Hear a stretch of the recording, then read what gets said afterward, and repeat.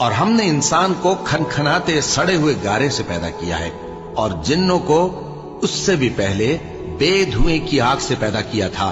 اور وہ وقت قابل ذکر ہے جب تمہارے پروردگار نے فرشتوں سے فرمایا تھا کہ میں کھنکھناتے سڑے ہوئے گارے سے بشر بنانے والا ہوں، بس جب میں اس کو درست کر لوں اور اس میں اپنی طرف سے روح پھونک دوں تو اس کے آگے سجدے میں گر پڑنا۔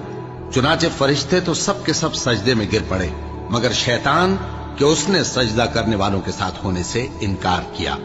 فرمایا اے ابلیس، تجھے کیا ہوا کہ تو سجدہ کرنے والوں میں شامل نہ ہوا؟ اس نے کہا میں ایسا نہیں ہوں کہ انسان کو جس کو تو نے کھنکھناتے سڑے ہوئے گارے سے بنایا ہے سجدہ کروں۔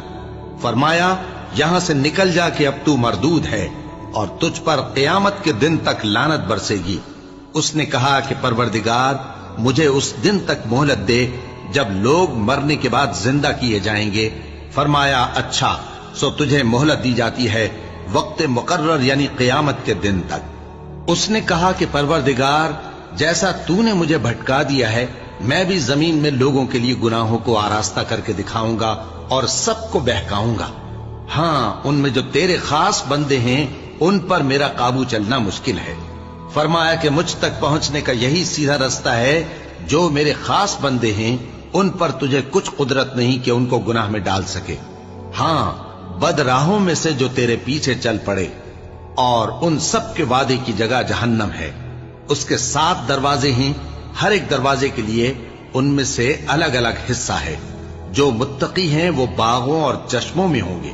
ان سے کہا جائے گا کہ ان میں سلامتی اور امن و اطمینان سے داخل ہو جاؤ، اور ان کے دلوں میں جو کدورت ہوگی ہم اسے نکال دیں گے، گویا بھائی بھائی مسندوں پر ایک دوسرے کے سامنے بیٹھے ہوں۔ نہ ان کو وہاں کوئی تکلیف پہنچے گی اور نہ وہ وہاں سے نکالے جائیں گے۔ اے پیغمبر میرے بندوں کو بتا دو کہ میں بڑا بخشنے والا ہوں، بڑا مہربان ہوں، اور یہ کہ میرا عذاب بھی درد دینے والا عذاب ہے۔